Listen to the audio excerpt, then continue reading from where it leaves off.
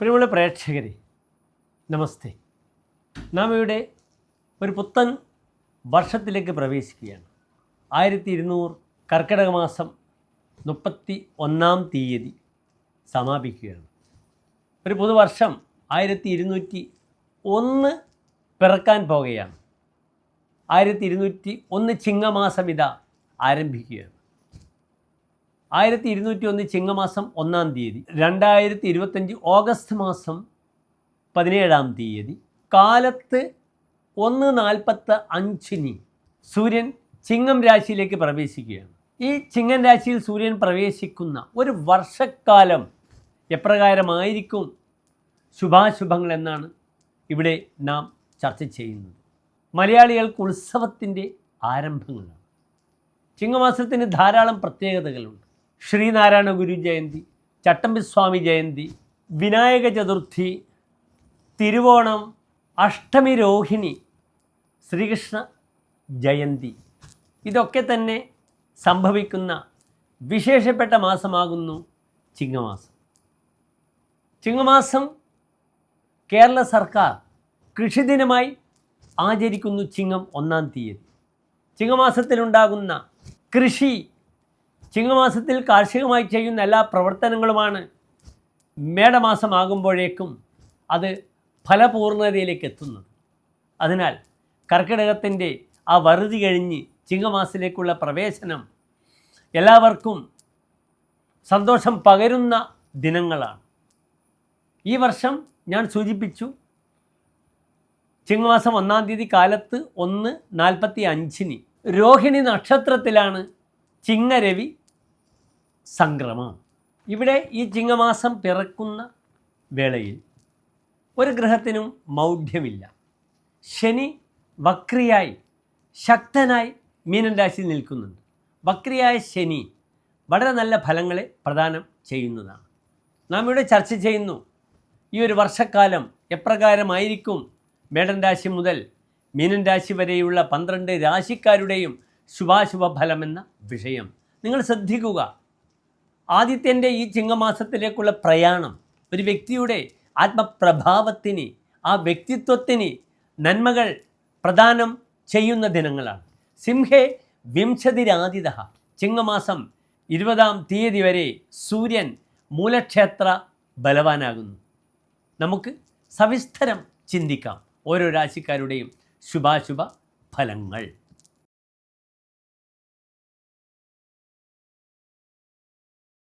അശ്വതി ഭരണി കാർത്തിക നക്ഷത്രത്തിൻ്റെ ആദ്യത്തെ 15 നാഴിക വരുന്ന നക്ഷത്ര സമൂഹമാകുന്നു. ആ രാശിയാകുന്നു മേടൻ രാശി. ഇവിടെ നിന്ന് മേടൻ രാശിക്കാർക്ക് ഗ്രഹസ്ഥിതിയും നിങ്ങൾ മനസ്സിലാക്കുക. രാശിയിൽ ഗ്രഹങ്ങളില്ല. 2-ാം ഭാവത്തിൽ ചന്ദ്രൻ, 3-ാം ഭാവത്തിൽ ഗുരു ശുക്രന്മാർ, 4-ാം ഭാവത്തിൽ ബുധൻ, 5-ാം ഭാവത്തിൽ സൂര്യൻ കേതു, 6-ാം ഭാവത്തിൽ ചൊവ്വ, 11-ാം ഭാവത്തിൽ രാഹു, 12-ൽ ശനി. ചിങ്ങവർഷം, ചിങ്ങമാസത്തിൻ്റെ ആരംഭം പ്രായണ നന്മകളെ കുറിക്കും. സന്താന ശ്രേയസ് ഉണ്ടാകും. സമാധാനം വീട്ടിൽ നിലനിൽക്കുന്നതാണ്.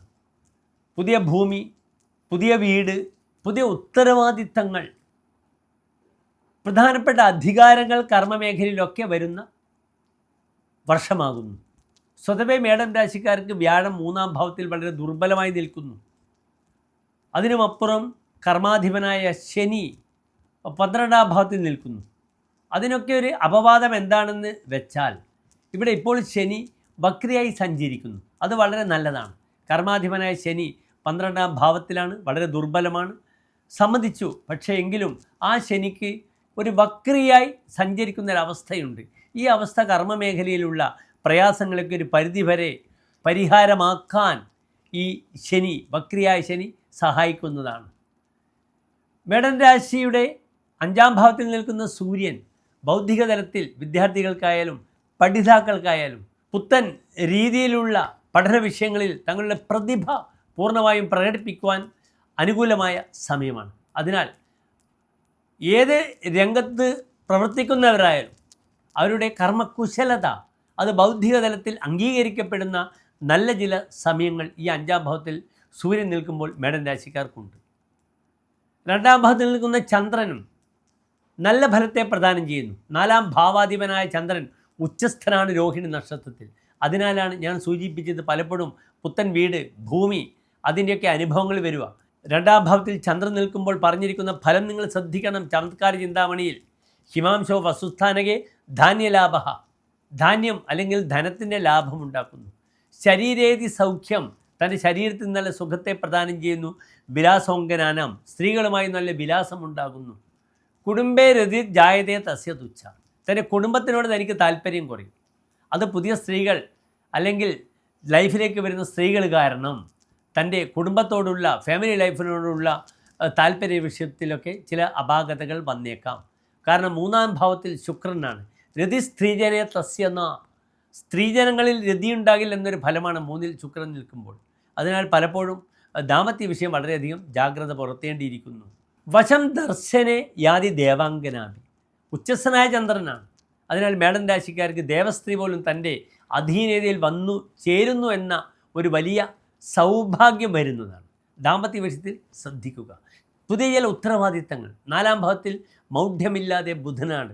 അത് സൂര്യന് ഒരു വാസിയോഗത്തെ പ്രദാനം ചെയ്യുന്നു. ചന്ദ്രാൽ അത് 3-ാം ഭാവത്തിൽ നിൽക്കുന്നു.